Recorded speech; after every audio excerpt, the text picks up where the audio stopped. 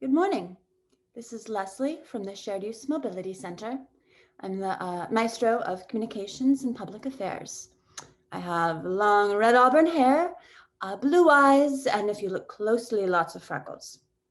I'm in my apartment and you can see a butterfly on the background. And so I'm here to welcome everyone to the second Echo Thursday event of the 2021 National Shared Mobility Summit. So we have a great lineup for you today. We're kicking things off at 11 with the Mobility Justice Spotlight. And we're featuring Renée Moore. She's a transit specialist for the City of Alexandria and the unofficial bike mayor of the DC region. She's an incredible advocate for communities of color for biking. Now, this is going to be followed by a great session hosted by the Movement Podcast. And they're going to be focusing on asking you what you would do to overcome obstacles to equitable mobility. And then we have a double header Meet the Author event, Meet the Author Curator, I should say, with Sarah Barnes of Along for the Ride and our own CEO, Benji de la Pena of Makeshift Mobility. So we hope you are along for the ride. It'll be a little over 2 hours. Make some popcorn, sit back, and let's get this show on the road. So take it away, Jerome. So good morning or good afternoon, depending on where you're joining us from, and welcome to the 2021 Mobility Justice Spotlight, Oral Histories for Equitable Futures. I'm your host, Jerome Horne, and I'm a transportation planning, communications, and engagement specialist at Foursquare Integrated Transportation Planning. It is my pleasure to be here and share this beautiful moment of civic discussion with you and our amazing nominator and nominee. So what is this event about anyway? Well, our goal here is to help expand your understanding of the realities of mobility and justice and promote some frank discussion about how we can address these systemic inequities by giving a voice and a platform to Black, Brown, Indigenous, people of color, marginalized populations, and organizations to tell their stories to leaders in the transportation field. It is no secret that who you are and how you show up in this world can impact your experience, existence, and the opportunities that are afforded to you. Representation at all levels absolutely matters, and transportation is right at the center of the intersection of injustice.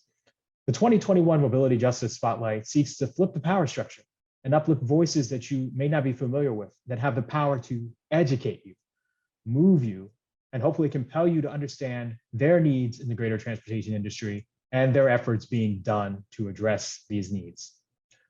It's our intention to have conversations about jobs, housing, healthcare, education, mobility options, and community assets. We will provide assistance to initiatives that seek to address these inequities, and we're going to reward the storytellers for their participation with exposure, connections, and technical assistance if applicable. We'll also create an equity resource hub in the Learning Center with additional resources. So logistics for how this event will work. We've asked a mobility expert in the equity space to nominate an individual who is our storyteller. And that person is who we're going to shine a spotlight on today. And they will share their story about the gaps in the mobility injustices in their community and what they're doing to address these needs. Once again, welcome to the 2021 Mobility Justice Spotlight. And we're going to transition to the introduction of our nominator for today. And just so you know, the rundown of how we're going to do this, we'll have the introductions, then a presentation, a panel discussion, and then we're going to open it up to the audience for Q&A. So with that, it is my pleasure to introduce our nominator for today, who is Dr. Jennifer D. Roberts, an assistant professor at the Department of Kinesiology, School of Public Health at the University of Maryland, College Park, or UMD.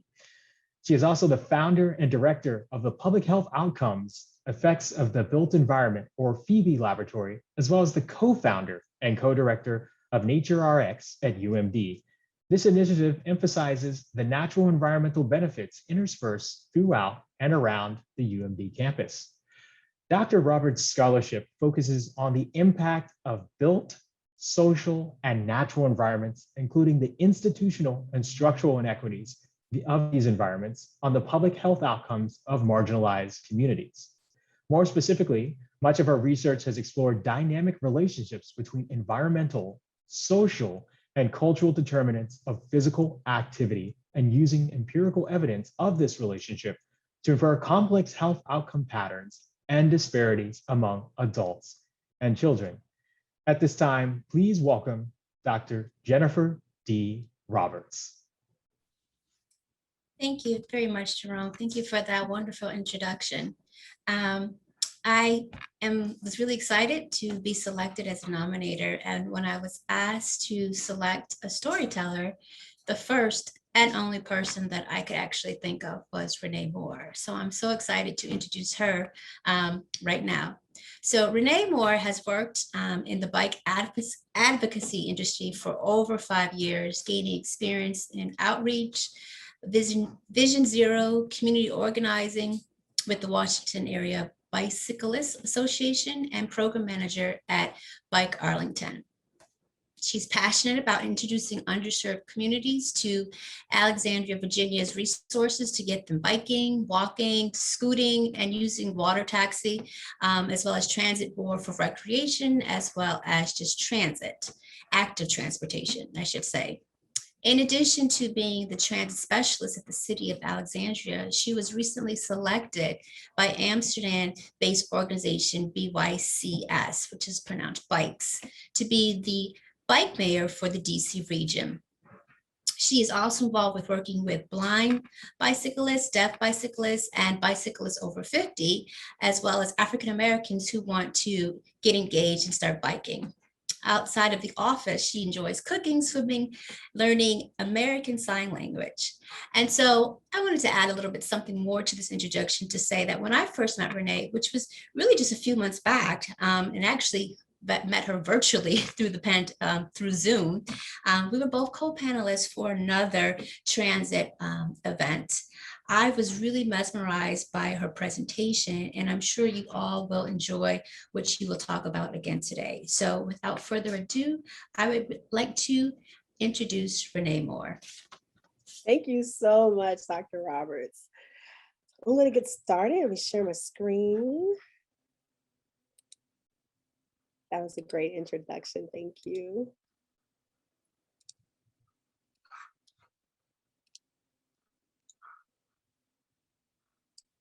Right, so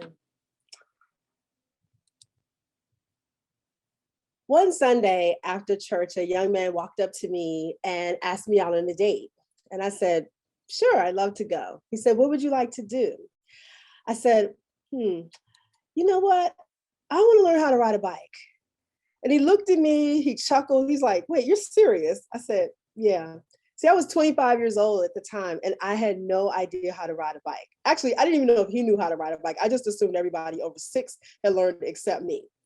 So we went down to Georgetown in DC. We rented a bike at Fletcher's Boathouse, and we rode along the trail that goes in front of the Kennedy Center. We went past the volleyball court down to the soccer field. And he was running behind me, holding on to the seat while I wobbled back and forth.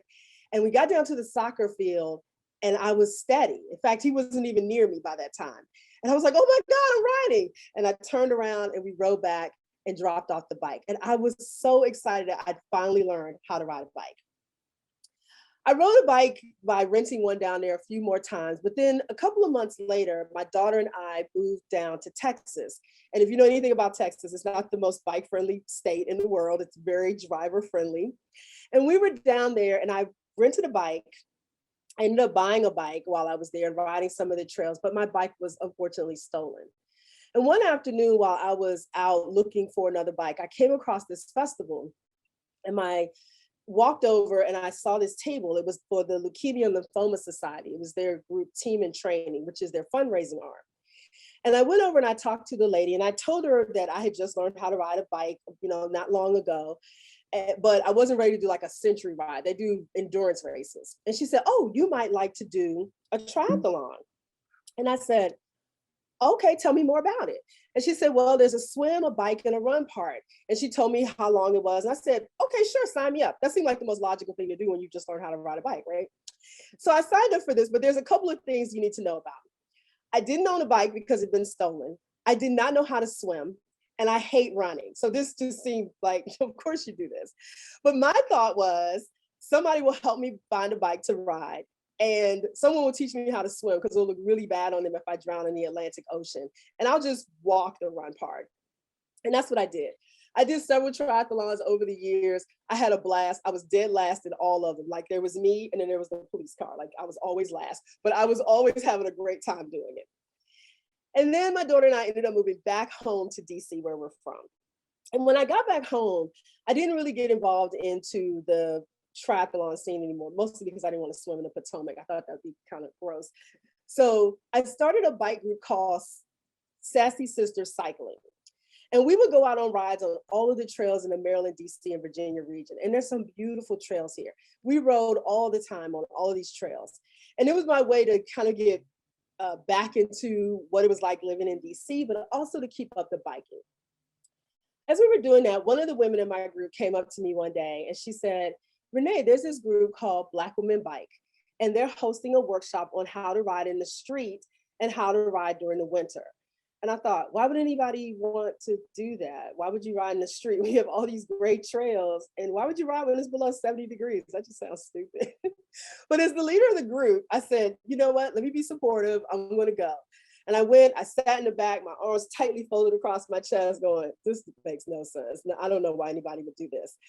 When it was over, I was about to leave and the presenter said, wait, Renee, before you go, we're going to go on a ride and practice everything we learned.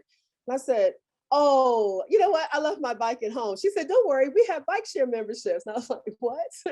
Okay, great. We got on the bikes and we practiced everything. Turn signals, we practiced changing lanes, we went around circles. And when I finished, I have to admit, I didn't hate it. It was actually pretty fun. And then something dawned on me.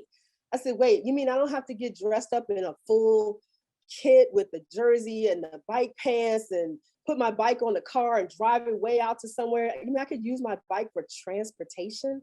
That had never dawned on me before at all. And suddenly the world had opened up to me, but not immediately.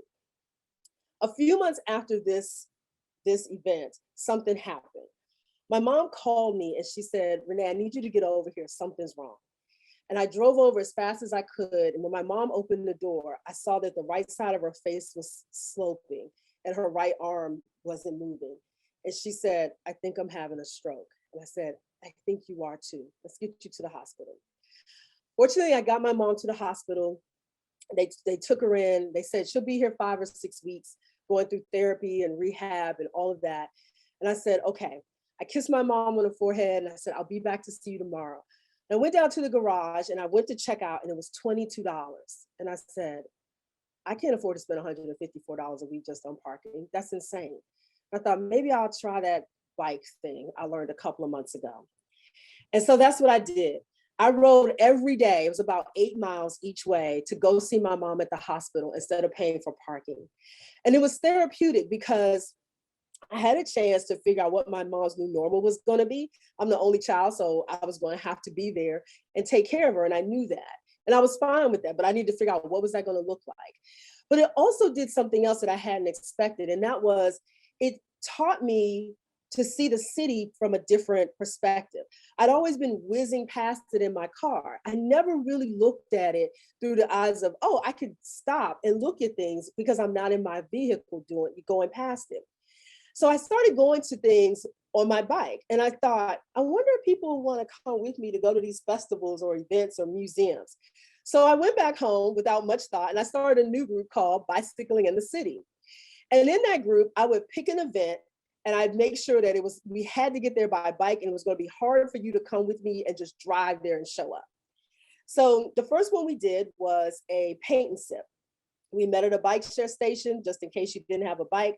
I had coupons for people. We rode to the event, we painted, and then we rode back very carefully with our paintings strapped to the bike and rode back to our destinations. And then I did it something the next week. We went ice skating and we did kayaking and we went stand-up paddleboarding and we went to movies and restaurants and festivals. And the group kept growing and growing and growing and people kept coming out to things. And all of a sudden I was being written up in magazines and in the newspaper and people were coming to me saying, Renee, how do you get so much equity in your rides? How do you get all these diverse people coming? Like, what are you doing? And I kept thinking, they're throwing that word equity around a lot, but I don't think it means what they think it means. I think what they're saying is, I want my ride to look a little less like this and a little bit more like this. And I said, well, I can help you if that's what you're doing. If you're trying to figure that out, we could talk about that. But before I go into some of the things I do, because I work a lot with bikes and I incorporate bike share a lot into it because it's a part of transit that a lot of people of color don't seem to be using in some places as much as in others.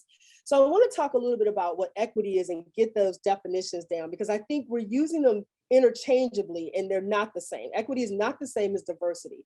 Most people are trying to get diverse groups, but that's not the same as having an equitable group. So I like analogies, so I'm going to use this analogy. On the right is an eggnog cake. I love to bake cakes, especially during the holidays. I don't like cake at all. It's a quirk I have. I just love to bake them, but I can't stand the mushiness of cake. It's weird to me, but that's a flaw. Anyway, so, but when you bake a cake, there's certain things that go into it. There's eggs, there's milk or 7-Up or eggnog in this case, there's butter, there's sugar, there's flour. All of these things are the ingredients and they make up the foundation of the cake. You can't really have a good cake without these things in it. When you take the cake out, you can make the choice to put a frosting or a glaze on it. You don't have to. Some people might disagree with that, but that's an extra, it's optional. Unfortunately, so when you think of the ingredients, the ingredients are the diverse things. So you want different things in the cake to make the cake. You just can't have a cake with all eggs or all sugar or all butter. But the frosting is the optional part. And too often people are treating equity like the frosting instead of like the eggs and the butter that goes into the foundation of the thing that they're building. So usually when people come to me and they're like, I'm trying to do this equity program. I'm like, well, what does it look like from the foundation? Or are you just trying to slap some frosting on what you already have? So when I talk about equity, I like to think of it in those terms. This is another definition I give, and I'll send out the slides if that's okay, and then you can read through that. And I have a whole podcast on it where I talk about that. All right, so what I'm going to talk about now is what I call the 5 8s. And these are the things that I talk about when people, especially talking about bike share and how do we get more people on shared use mobility devices. I particularly work with bike share mostly and do the marketing for that. Not a lot with scooters, so I'm going to focus mostly on bikes. So the first thing I want to talk about is investigate. When we were doing things in person pre-COVID, I used to go and do events, and I had these 2 boards that I would put up. One would say, I bike because, and the other would say, I'd like to bike, but. I was most interested in I like to bike, but. The reason is because we had this thing in biking that people weren't biking because we didn't have enough protected bike lanes. And for some people, that is true. And I know everyone believes that. But when I took this board out there, literally no one said that to me. People said things like this: I'm old, I'm out of shape, I don't know how to carry stuff, I live in a hilly area, I'm worried the bike won't be there, I don't know how to ride a bike. I cannot tell you how many times people said, I don't know how to ride a bike. So imagine you put a device out there and people don't know how to use it, they're absolutely not going to use it, right? They don't want to use a credit card, there aren't any stations near them, there's no stations near their home. And then last, people would say traffic makes them feel unsafe. It was never the number one thing when I just did my informal survey out there. So I wanted to find out what the true barriers are. So investigate what those things are before you put something out there. Find out what is keeping people from using it, what's really keeping people from using it. Number 2 is locate. So when we're talking about putting in bike share stations and working with them, I ask people, where are you adding those stations? When they start talking about, we want to be equitable. Are all the stations downtown in an area where tourists are? Are they in the neighborhoods? Are they at places where people want to go? Can the people go from where they are to where they want to be and then back again? Or is it just at the destination spot? So I always tell people, think about that when you're building your shared mobility project. Where are these things going? And are they in the neighborhoods that most people will be using them in, or the people you want to use them will be using them in? Number 3 is eliminate. Eliminate those barriers that keep people from trying shared use mobility. So for instance, can you teach learn to ride classes? I've done this in the past where I've set up classes to teach people how to use bike share. There were at one time when bike share first came out about 10 years ago, there was a $101 hold on your credit card. If you're somebody who is low income, that is a lot of money. If you're somebody who's middle or high income, that could be a lot of money to just have holding out in cyberspace for 2 or 3 days. And so people weren't using it as much. It quietly went away and they didn't announce it. And I did a class teaching people how to learn, and I asked them why they hadn't written it. And they said, well, there's a $101 hold in my card. I said, oh my gosh, that's been gone for 4 years and they didn't know. So teaching people the changes that are there, teaching them how to learn, how to ride the bike, how to use the app, how to use the bike in different ways. So no, you don't have to ride from your home all the way to work. Maybe you just ride from your house to transit. Maybe you just ride from transit back to your house. Maybe you ride from your house to the neighborhood store. So showing them how they can use it and taking away those barriers can really help people to start using your shared use mobility devices a lot more than they have been. Accommodate. Does your bike share accommodate people of all types? Does it accommodate those who don't have bank accounts? I remember when I was doing some research for this, I found out that nearly 30% of Americans do not have bank accounts. That's a pretty high number. I was very surprised by how high that number was. So can people pay in cash if they don't have bank accounts? Does it accommodate people with physical disabilities? Does the marketing reflect a diverse range of ethnicities? Jerome just said representation matters, and it does. So is everybody in your marketing, are they all young, fit, white people, or do you have some Black? Do you have older people? Do you have really young people? Do you have different ages and sizes and ethnicities and abilities? All of that needs to be represented because people want to see themselves represented in the marketing that you do. Do you have a program set up for those who can't afford the annual fee? Now, this tends to be the equity part that most people do. Like they have this whole system and they slap that financial assistance program on there. And I think that's fine, but that also should be built in from the beginning. It shouldn't be an afterthought. That should be something that's built in from the beginning. How do we access people who may not be able to afford this program? Number 5 is educate. And education is just, are you assuming people just know how to use it?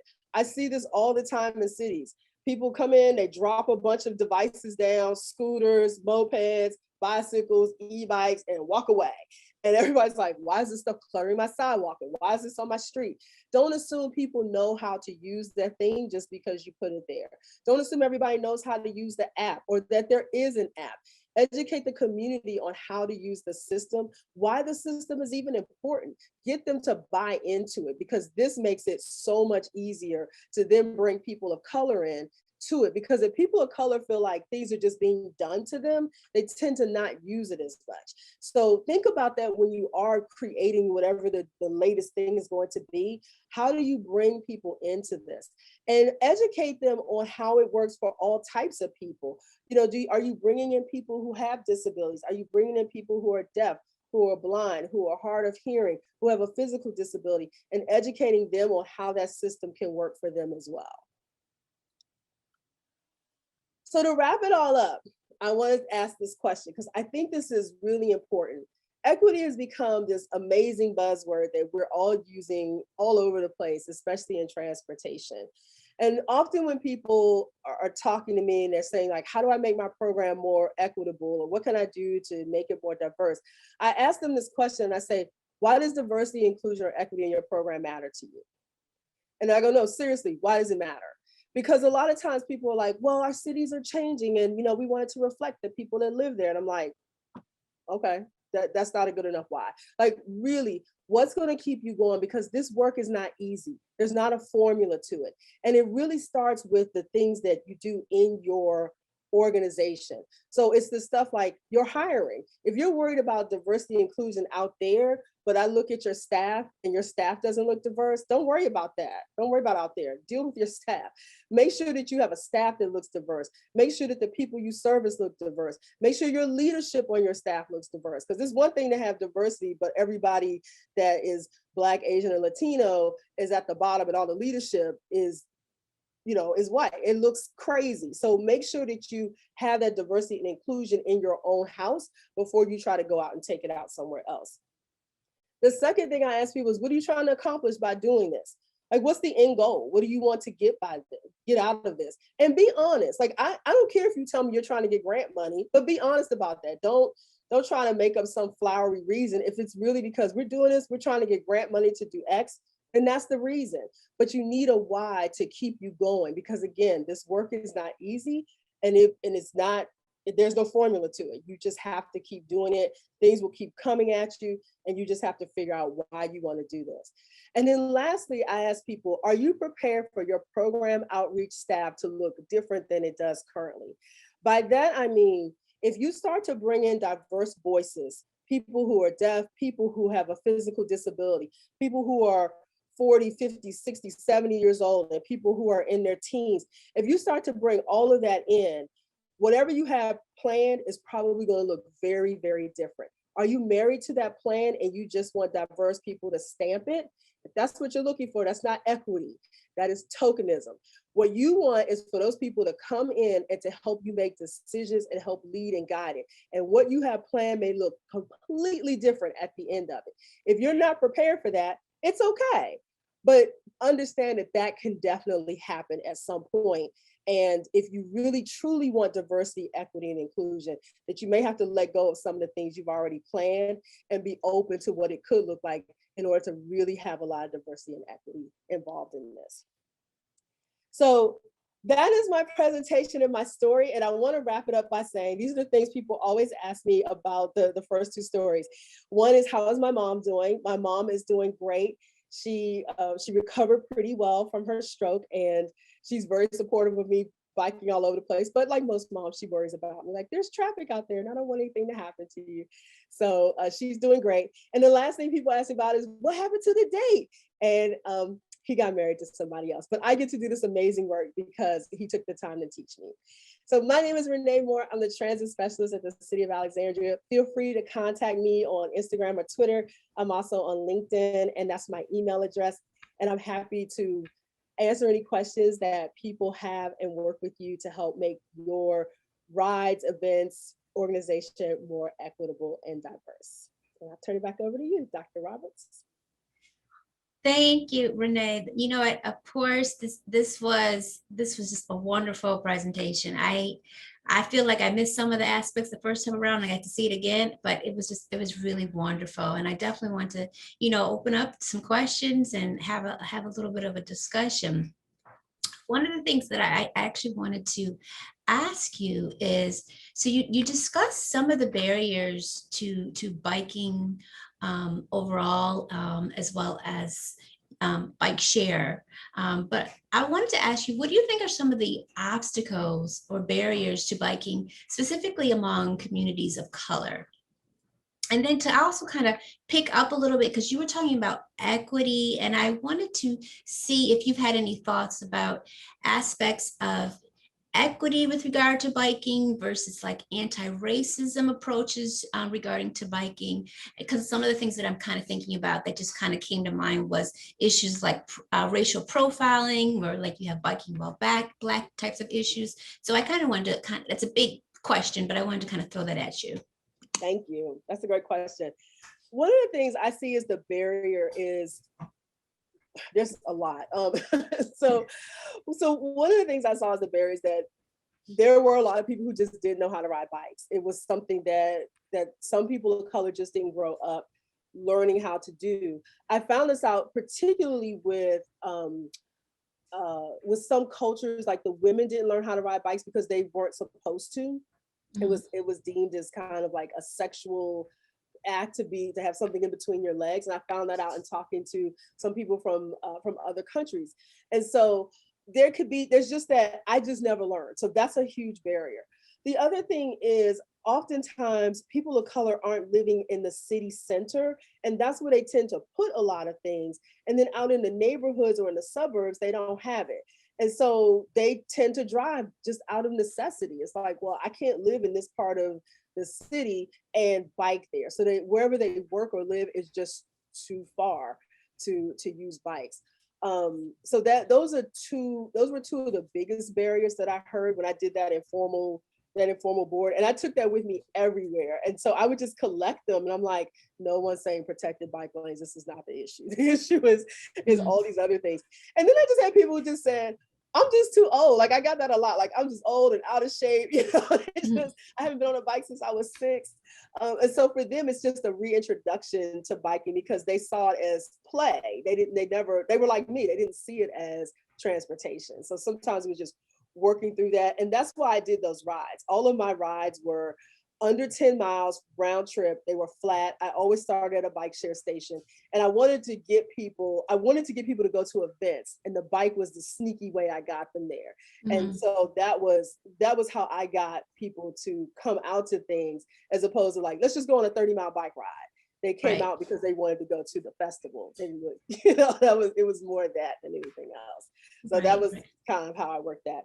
What was your second question? You said it was racial profile. I didn't get all of that. Sorry. Well, it was just kind of like talking about, there's these issues with equity regarding biking specifically, and incorporating all different people of all different identities, but then the whole aspect of like anti-racism with regard to biking, because, I've seen articles where there's been racial profiling in terms of biking while Black, even in the Chicago area, there was research that saw that more African Americans were ticketed for when they were biking, or ticketed in African American predominant neighborhoods. So I was just kind of wanted to hear your thoughts on that. Yeah, I read that too. I have fortunately not experienced that, and I don't have anything anything behind that. But I have heard people that have definitely said that they have been profiled by when they were biking, and that falls under. It's been a big topic because in Vision Zero, one of the E's in Vision Zero has been enforcement, and people were really. That became a huge discussion because so many people of color were like, I'm getting profiled. I don't want more enforcement because I'm biking in a neighborhood and maybe I don't have a helmet on, or maybe I'm popping a wheelie or whatever on my bike. And then all of a sudden I'm getting a ticket for it, which then puts me deeper in debt and harder to get out of that place. And so people are definitely concerned about it. And I understand why that is. I have not experienced that. So I'm unfortunately, I can't speak to it much, I'll be honest, but I do know that it's an issue, and we have to look at how we handle enforcement. And is enforcement on the bicyclist when we're talking about road safety, or is enforcement on the person that's in the 2-ton car that's doing 65 and a 30? Like right. That's where we need to look at the enforcement. And so we're not racially profiling a bicyclist or a pedestrian who is vulnerable to getting hit by a car. Right. Look, that's an excellent point, because that kind of leads me to my next question, where when cities are trying to incorporate I guess infrastructure or biking infrastructure into their transportation system, they often refer to the 5 E's. Can you tell me what these are, and like if there's any one E that's more important, or are they all important? Okay, yeah. So I worked in Vision Zero for a little over a year when I was at Washington Bicyclists Association. And so when I started, and it was in 2016, there were 4 E's. And so it was enforcement, there was engineering, education, and evaluation. And so we were talking about educating people about Vision Zero and what it was. This is my own person. I think Vision Zero suffers from a marketing issue. Like the name doesn't convey anything about what it is. And I've never met someone and said to them, do you know about Vision Zero? And they say yes, and told me about it, like that we're outside of the transportation world. So there was a lot of education that had to be done, especially amongst everybody, the community. Evaluation is about looking at that data and figuring out where should we put different infrastructure to make lanes slower, to make it easier for people to walk. Where should we put a lead pedestrian interval, so that people can walk more? Where should we put trails, whatever? So there was all of that. And then there's engineering, and that's the whole part of planners and engineers and how they re-engineer the roads. And then there was the enforcement piece, which brought in the police, I guess, at that point of how do we enforce this and make sure that people are doing what they're supposed to do. Around 2017, 2018, maybe, all of a sudden we did frosting and we slapped some equity in there, and then there were 5 E's. And so as I looked at it, I was like, oh, so equity. And then that became like the buzzword for everything. And I don't know how people are, to be honest, how they are defining it, which is why I try to define it in every presentation I do, because I really think people are saying, I want more diversity. I want to know how to bring in more people of color. And the way you do that is you go to the different groups and you bring them in at the beginning. So when you set up your Vision Zero task force or whatever it's going to be, bring in people who are blind, bring in people who are deaf or hard of hearing, bring in people who have physical disabilities, bring in older people, younger people, kids, bring in all those groups to help make the decision.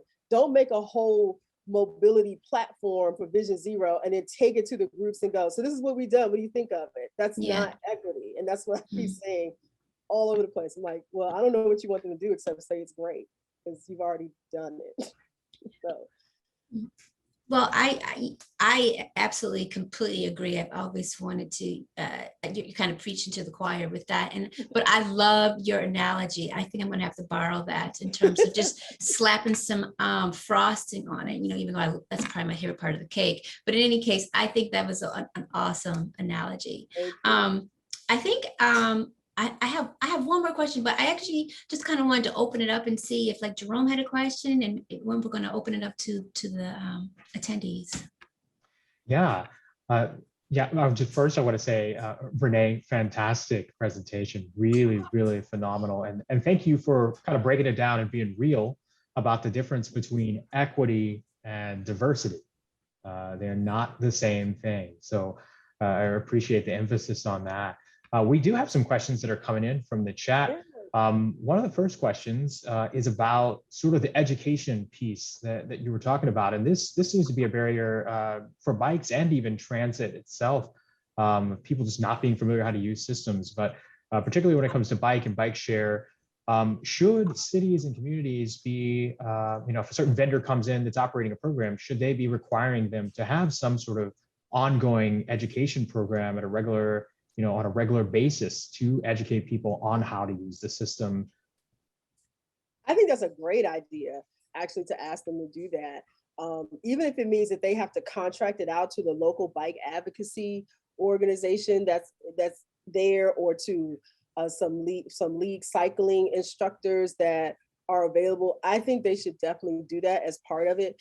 I know when City Bikes first started in New York, and I would go on their calendar and I noticed that they had classes. So I don't know if City Bike set that up, but I thought that was a great idea to just get people used to, this is the system and this is how it works and this is how you do the app and this is how much it costs. Like, people need to know that, because if they're just going to be surprised when they walk up and get the bike and all of a sudden you get back to your apartment or hotel and you're like, wait a minute, I just spent $28 on a bike ride. Like, let people know how it works so that they are more apt to use it, and teach them how to ride the bikes if they don't know how to. This is a great way to get more people biking, is if you teach them how to ride. So why not ask them? The only thing they can say is no, but you can also go to your local bike advocacy group and ask them if they'd be willing to teach as well, if the contractor decides not to. Thank you. That's a great answer. Another question from the audience. We're talking about e-bikes. There's some interest in e-bikes. I know you have a pretty awesome e-bike, it looks like. Thank you. How can we use e-bikes as a way to expand inclusion and get people more interested and excited about the aspect of biking? And also talking about other types of bikes, whether it's maybe a tricycle or recumbent bike, or other ways to make people feel more comfortable depending on their ability level and interest. Yes, I think I know that this is difficult for bike share companies to do, is to provide, to accommodate like a recumbent or adaptive bike for everybody. I know there are cities, I think Portland is doing it, but I know that's a little bit more difficult to do for some people. But e-bikes are awesome because you can, in some ways, depending on what your family looks like, if you have a lot of, if you have little kids or anything like that, it could be different, but not necessarily. And depending on how far you live, but e-bikes they take away that whole hill aspect, which is what so many people are concerned about. I'm going to show up at work sweaty, or I have to go up this big hill. E-bikes flatten those hills for you. Last summer, I got rid of my car. So this is my only vehicle right now, is my Pedigo Calypso is her name. And that's how I pretty much get around DC. I take transit, I take bus and metro, and I bike, and that's how I get around. So but I can do it because the e-bike flattens those hills for me. And I can do it because I can go farther when I'm on an e-bike than when I'm on a regular bike. And when I'm on a regular bike, if I think about going to the store, I'm like, I gotta carry all that stuff back and that's heavy. But I get on the e-bike and I'm like, you know what, I'll go to the store and I'll ride up to here and I'll go a lot further on it. So it's something that people should consider. I realize that initially it is a big investment. For some people, it's definitely less than having a car, but it really depends on what your family looks like. And I totally understand that. So I'm not telling people like, everybody get rid of your car. If you have small children, if you live in a suburb and you have little kids and you have to get them to daycare and you have to pick them up at a certain time, an e-bike may not be practical for you. If you live in another part of the city and you can do that, then consider it, because it's definitely a lot cheaper. I haven't paid for gas and I don't know when. I don't miss it. I don't miss getting oil changes. I don't miss flat tires. I don't miss paying insurance. I save a ton of money. So it's something to consider for some people, but it was a progression for me. It wasn't like I just woke up one day and just said, I'm just gonna get rid of my car. So for some people it's a progression, but I think it's something that people should consider because it does make a difference. And trikes do too. For people who may not be able to balance well on two wheels, a trike takes that away. A trike is balanced with three wheels, and somebody who has a mobility has a mobility disability. Like my mom, for instance, she walks with a little bit of a limp from her stroke. And so I always joke with her when she said, let's go out to dinner. I'm like, okay, Mom, I'm gonna come pick you up on my bike. And she's like, no. But she did one day say, you know what, I've seen a trike and I thought about that. I was like, what? So that may be something that my mom might try in the near future. I hope is to get on a trike and see. So I think those kind of bikes equalize things for people and help them to want to ride more, even if it's just for recreation. It doesn't have to be for transportation, just a way to get out and not be in their car.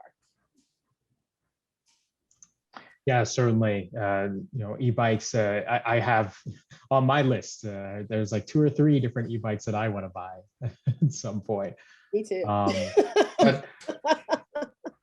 And hopefully, there's been some talk about maybe some incentives to help people buy e-bikes. So we'll see if that takes off, because that would be I think a that big help to that barrier. Yeah. Yeah. I was online a couple of weeks ago and I sent it over to my supervisor because it was a program in London that they're doing through their HR departments, and there's a bike commuter benefit. And so you can buy a bike and pay it back through your paycheck. I thought that was really awesome. I was like, oh my God, we need to be doing that here to get people considering biking more. Yeah, I mean, I think in your presentation, what I loved is your little board that you bring out, that no one, as you said, the first thing people are saying is not, oh, there's no bike lane here. There's so many other obstacles and barriers. But anything like that program sounds incredible. Just another way to help people think about it differently, incentivize them to change behavior. Because for some people, it's not even that they wouldn't bike; they just have never thought about using it in that way. That it's like you said, it was seen as a recreational activity you did as a child. So I'm glad that you brought that up. There's been, I want to open it up to the audience. If there is anyone out there that wants to ask a question live, you may do so. Please, if you wouldn't mind raising your hand, if you want to, I guess you can feel free to unmute yourself and ask your question live now, if you'd like to. Hi. Yep. Go ahead, Jay. I shared this in the chat already, but I thought that this was a great program. There's cargo bike share programs are really starting to take off in Europe right now, especially in Germany, and Switzerland. And it's fascinating because it kind of combines aspects of bike share along with bicycle libraries. So basically what you do is, you have hosts, people that, where the bikes are located, and if you have e-bikes where the batteries are also kept. So all you do is go on the app, book a bike, and you can book it for free. depending on the system. Some systems you can book a cargo bike free for up to 3 days, which is crazy. But just, you know, giving people that kind of financial freedom to use the bike for things they never would have thought before, and that is grocery shopping. Because what we've seen, and especially in I'm from Ithaca, New York, Tompkins County, and what we've seen is that while commuting results in most of the traffic congestion, commuting only composes about 22% of total overall trips. The rest is shopping, recreation, other kinds of personal errands. And I think like opening up access to bikes for all kinds of trips would be huge. It would just, it would be such a huge step forward in creating equity for, you know, people who are, you know, who want to be more utilitarian, but just don't feel like they have access to a cargo bike that's going to run you like $12,000. So, yeah. Yeah, I mean, helping